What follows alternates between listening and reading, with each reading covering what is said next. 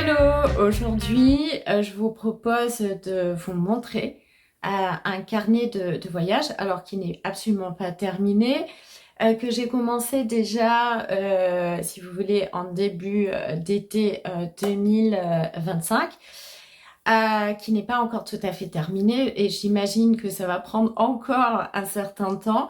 Parce que, si vous voulez, moi, je travaille aussi, je donne des cours d'aquarelle, de dessin, donc à des adultes et à des enfants, et ça me prend effectivement beaucoup de temps. Et souvent, au final, que quand je dessine et je peins, ça reste voilà des bulles où je peux me détendre et où je peux effectivement dessiner ce que j'aime aussi. Et pour vous expliquer un petit peu la genèse de ce projet, c'est, voilà, si vous voulez, moi, ça fait déjà de nombreuses années que j'aime dessiner et peindre mon Pays Basque. Alors, évidemment, je me limite pas uniquement à ce type de paysage. C'est les paysages aussi d'ailleurs, à travers le voyage. Et si vous voulez, pour revenir justement à ce projet-là, c'est de vous montrer déjà un extrait par rapport où j'en suis. Et c'est de vous montrer aussi un petit peu mon univers, donc autour du dessin, autour de l'aquarelle. Ça me fait plaisir de vous montrer ça. Puis j'espère que vous allez prendre aussi du plaisir à découvrir justement mes compositions version aquarelle. Et voilà, et donc à savoir que il va y avoir toute une série de vidéos vis-à-vis de ça. C'est au fur et à mesure justement du process et de mes réalisations aussi. Donc je vais vous montrer, c'est-à-dire que je vais vous montrer déjà un petit bout des aquarelles que j'ai pu réunir. Et puis écoutez, je vous souhaite justement un bon visionnage de la vidéo. Et puis moi je vous dis à très bientôt.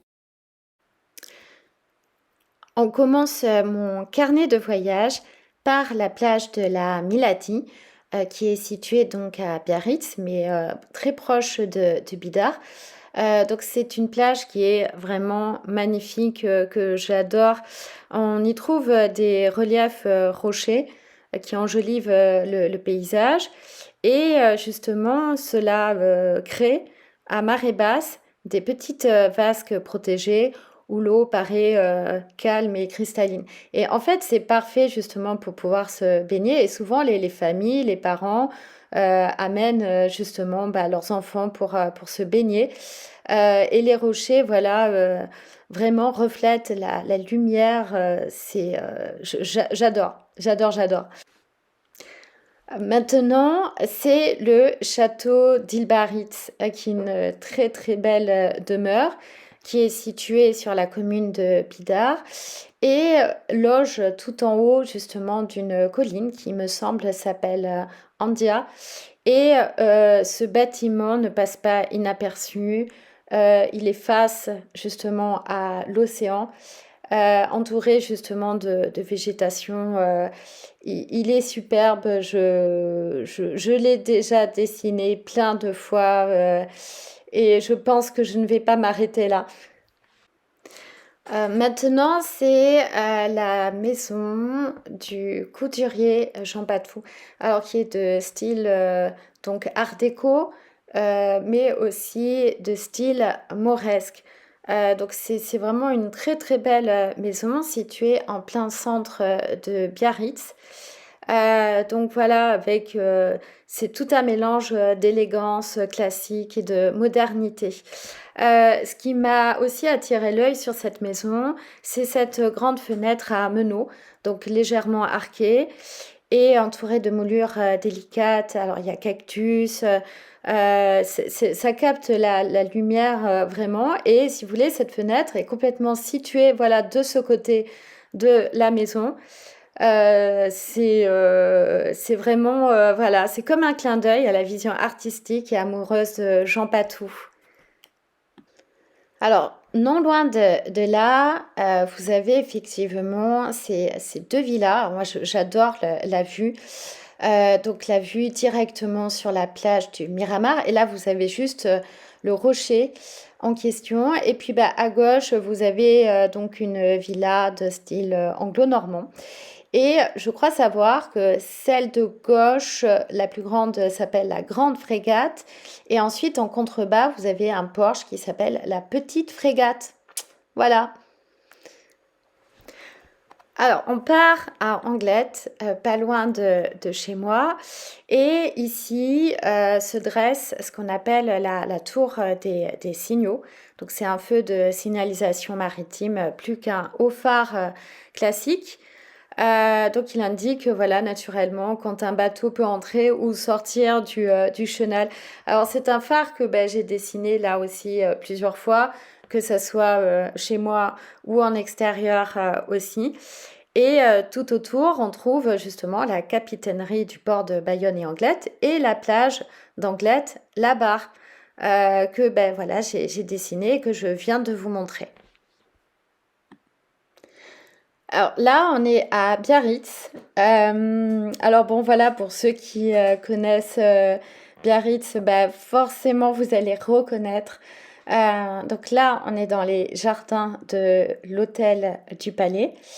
Et alors à savoir que j'ai fait toute une série d'aquarelles sur l'hôtel du Palais, chose que je vous montrerai une prochaine fois.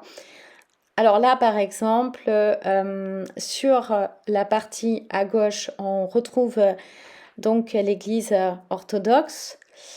Ensuite, voilà, hein, tout le paysage, le parc végétal. Là, il me semble que c'est l'hôtel Carlton, donc juste sur la droite, là, bon, par exemple, les tamaris, voilà. Et puis, forcément, le paysage sur la grande plage aussi. L'endroit est magique, c'est vraiment très, très beau. Là, maintenant, on va voir la villa Béatrix Enea. La villa Béatrix Enea, donc située à Anglette, en plein centre, c'est aussi un centre d'art contemporain. Et moi, je me suis amusée plutôt à la dessiner et à la peindre un petit peu dans le style urban sketching. Alors, à savoir que voilà, la porte en fer forgé est magnifique. Alors bon, même si moi, je ne l'ai pas forcément travaillé, voilà. Et puis juste derrière, vous avez aussi un jardin que l'on peut visiter aussi toute l'année, comme le centre d'art contemporain. Juste à côté, on a l'église Saint-Léon. Alors, Saint-Léon, l'église de Saint-Léon, vous voyez là par exemple, vous avez la villa Béatrix Enea qui est sa voisine. Et c'est la paroisse qui est la plus ancienne d'Anglette et qui date, paraît-il, du XVIe siècle. Alors, vous voyez là, on a le style un petit peu traditionnel, mélange d'époque, et puis la place typique d'Anglette avec sa fontaine. On reste toujours à Anglette et non loin de là, il y a la mairie d'Anglette. Donc en fait, la mairie d'Anglette, elle a été conçue et imaginée par William Marcel et elle incarne le style néo-espagnol et régionaliste basque. Et si vous voulez, vous avez vu, vous avez ce porche avec cette entrée, cette toiture débordante, il y a de la ferronnerie et vous avez l'entrée justement dans un patio qui attire justement le regard. Alors évidemment, moi je me suis pas amusée à faire l'ensemble de la mairie parce que c'était beaucoup trop complet. Donc nous, on va plutôt rentrer dans le patio de la mairie d'Anglette. Et c'est, que dire, c'est tout juste très très beau. On a effectivement donc des plantes, palmiers. Et puis nous avons aussi justement des azuleros. Ce patio intérieur invite tout simplement au dessin et aussi à la rêverie. Voilà. Écoutez, on finit justement avec cette série. Et écoutez, j'espère que vous avez aimé. N'hésitez pas justement à vous abonner et à liker. Et puis écoutez, moi je vous retrouve très bientôt pour une prochaine fois. Et puis merci d'avoir regardé.